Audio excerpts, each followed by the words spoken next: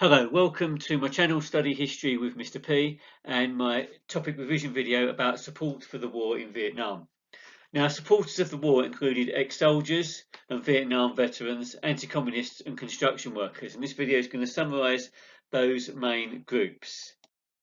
So, starting off with the fear of communism. So the Hawks was a nickname given to support people who supported the war and did so out of fear of communism. So Cold War fears led to the Red Scare in the USA. This fear did lessen over time, but flashpoints in the Cold War, such as Vietnam, raised those fears. This was because many US soldiers felt they were fighting abroad to protect the US from the threat of communism, and this then caused fear to grow. Patriotism was also very important in the USA. So patriotism, a love of your country, was really important. So many Americans were fiercely patriotic, and so when the American government said they had to take part in the Vietnam War to fight against communism, many accepted this and actually saw not doing so as letting the country down. So this connects to fear of communism because they felt they were fighting against communism and should do so. There were demonstrations, for example, after the Kent State shooting in protest and in sympathy with the families of the dead.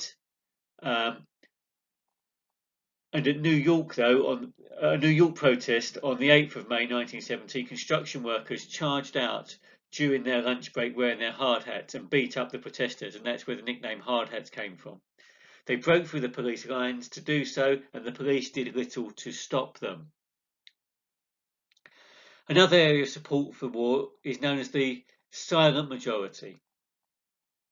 On the 3rd of November 1969, President Nixon made a televised speech appealing for a group that he called the Great Silent Majority. This was Americans who supported the war but didn't actively campaign either way. As a result of his speech and after this speech, a poll suggested that 77% of people supported Nixon's policy in Vietnam, and a later poll suggested that many considered themselves to be part of this silent majority. In fact, letters and telegrams of support came to the President, and the Senate and the House of Representatives therefore passed a resolution approving of Nixon's conduct of the war. There was also political support for the war. So this changed during the war, depending on which party the President was from. Nobody wanted to lose face. However, over time, Congress did become less favourable towards the war, but did continue to fund it.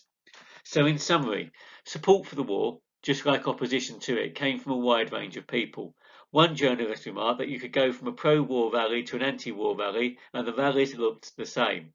It was only when you looked at the banners that you could tell which side the rally was supporting. So thank you for listening to this topic summary. You'll see that as I voice recorded this one, I've left up a series of questions and I gave the answers to these during my video, so you may wish to pause the video now and see how many questions you can answer and remember. Thank you. And also check out my video that goes with this about opposition to the war.